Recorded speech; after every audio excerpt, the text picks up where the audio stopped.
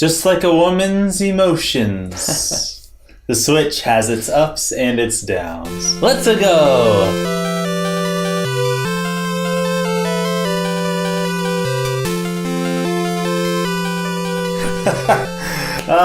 We're getting offensive right out of the gate. Yeah. Should we do like a little asterisk and men sometimes? And men sometimes, yes. And men annually. No. Yes.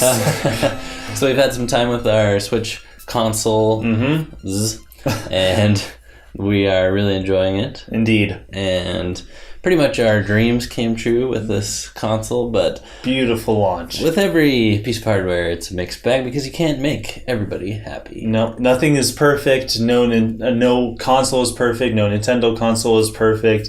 We may think it's perfect for us, but whatever way you look at it, there's always something to say is good, and also something that is there to say, you know, they could have worked on this a little Needs bit improvement. Needs Stamp. improvement, yes. You get an A for effort. Starting out with con number 5 is region-free quirks. You can't really buy games from different territories eShop without beforehand going and purchasing like a points card, because the currency it doesn't transfer over directly. And then, oh man, when I signed up, I just wanted a demo. That was all I wanted. It's the Puyo Puyo Tetris demo. And I had to make the whole Japanese Switch user, Japanese Nintendo account, link them, and then I had access. But what else did I have, Simeon? A flood of Japanese news. Yes, your notifications, all of a sudden... Yeah. It looked like all of them had turned, and I don't know if that was a problem that you finally got corrected, or if... I have both languages. You have now both. Yes, and they're all mixed, and I think the news is presented to you in a random order every time. So that's crazy. It's just this big mix. So that is one quirk. Yeah. One of the good things about it, though, about the Switch, is the great multiplayer options, and that's one of the biggest highlights. You can have... 2 people on a single screen standing up. You can have 4 people. We can both be standing up, you mean? We're allowed to do that? I meant the console standing with the kickstand. We could also have like 4 people on the screen. Yep. We can connect like 6 different switches LAN it up. Yes. And so... It's a console that's made for multiplayer out of the box, like the Famicom. Yeah, you don't need to buy an extra controller to play 2 players. It's not like you have one Joy-Con in the screen. Go back to DS days where one hand's on the touch screen. Oh, please don't. No, please don't. Don't talk like that. No. I will never say that again. But the great multiplayer options are clear to see. I suppose I will be your negative Nancy for this episode. Con number 4 is the kickstand. And Simeon, I'm impressed with you because from right out of the gate. Yeah, from the October reveal video, you spotted that it was probably cheap and not that much of a feature. And you're right.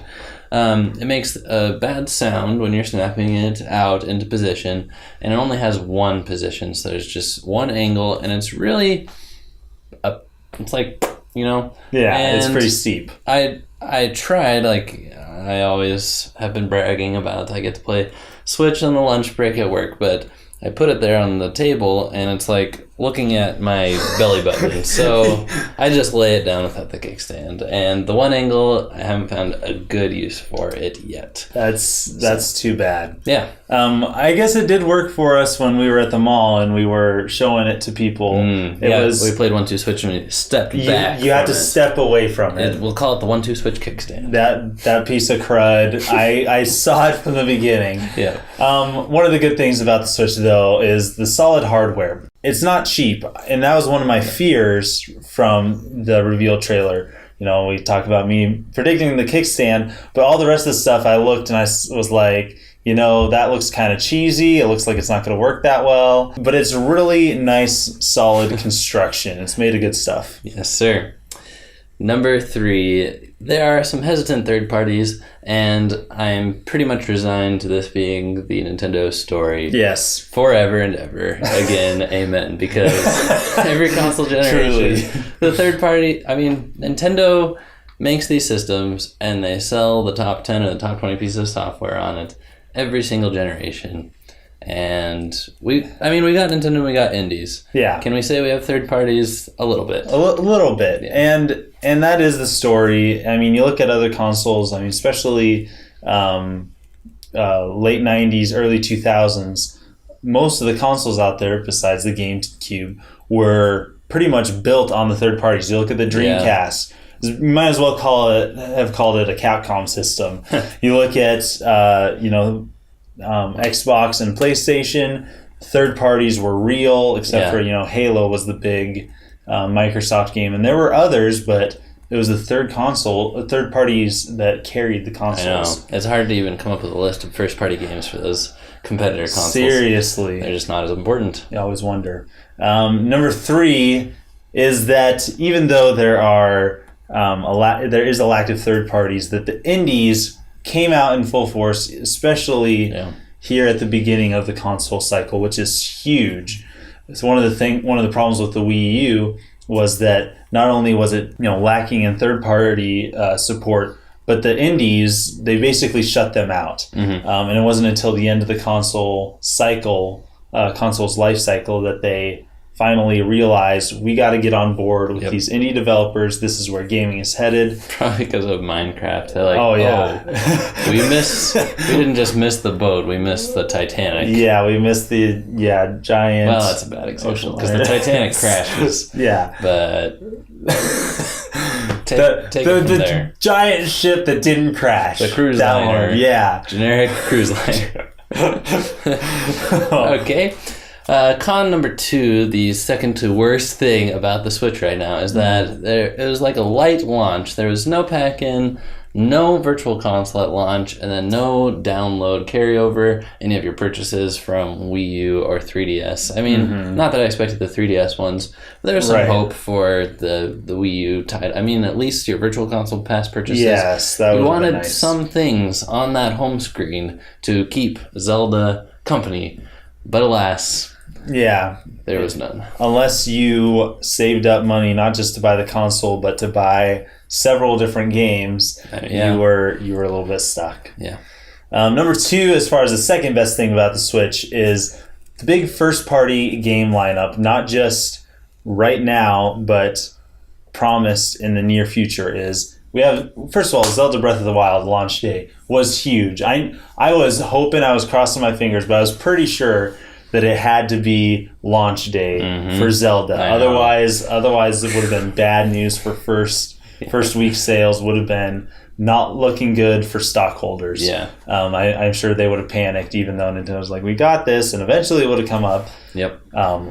Great first party support. Not just looking forward, but looking back at stuff they're transferring over from the Wii U. Yes, the pipeline is looking pleasantly clogged. Yes. If I may say so. Yes, a very, very big and hairy lineup coming up. Oh, gross.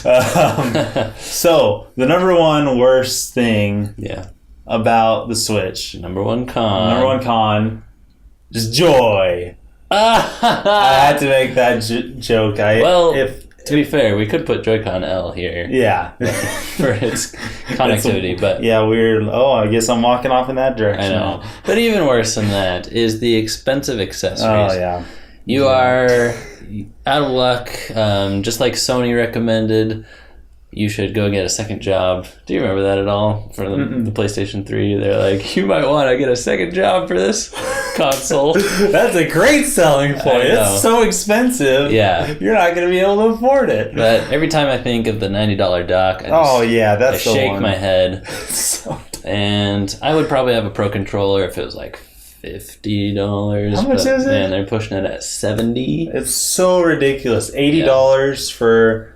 it's $80 for a set of Joy-Con, right? Yes, that's right. So pretty much every accessory you can think of, spendy McSpendy. Yes. It's like they're trying to, I don't know, gouge us. It's like the Apple tax. Have you heard of that? Where like if you're in the Apple ecosystem, you're going to be paying a lot for your dongles and adapters and other things that Apple produces and licenses. Like you can't get that stuff on the cheap. So you get that third-party stuff, your phone's going to fry. How'd that happen? So the number one great thing about the Switch is that it's a console on the go. Yeah. It's everything that you want in a regular old home console, but you can take it with you. Yep. The 3DS doesn't compare. The Vita doesn't compare. Nothing compares to this as far as portableness goes.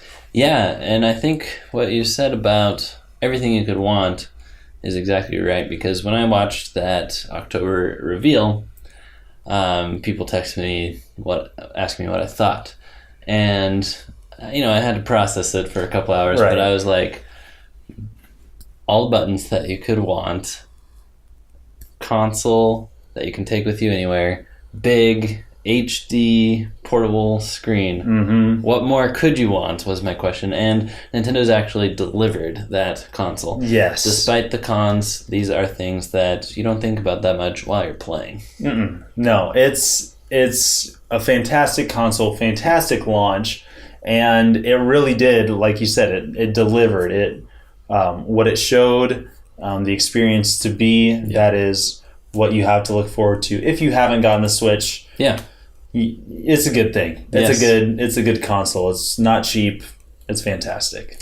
All right. Thank you for watching this video, and thank you for following Nintendo Force on YouTube. Yes, and don't forget to check out Nintendo Force on Patreon as well. Get that subscription to Nintendo Force magazine so that you can get all these cool posters. Not all of them, but most of these cool posters came from Nintendo Force themselves. Yes, and really quick on the BTW, we've been really enjoying talking to you guys in the comments. Just a week or two ago, someone said, "Man, your videos on here are great, but I want more uploads."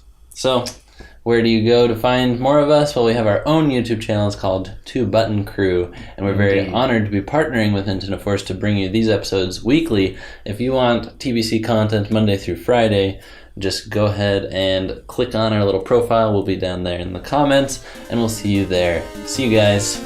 Signing out.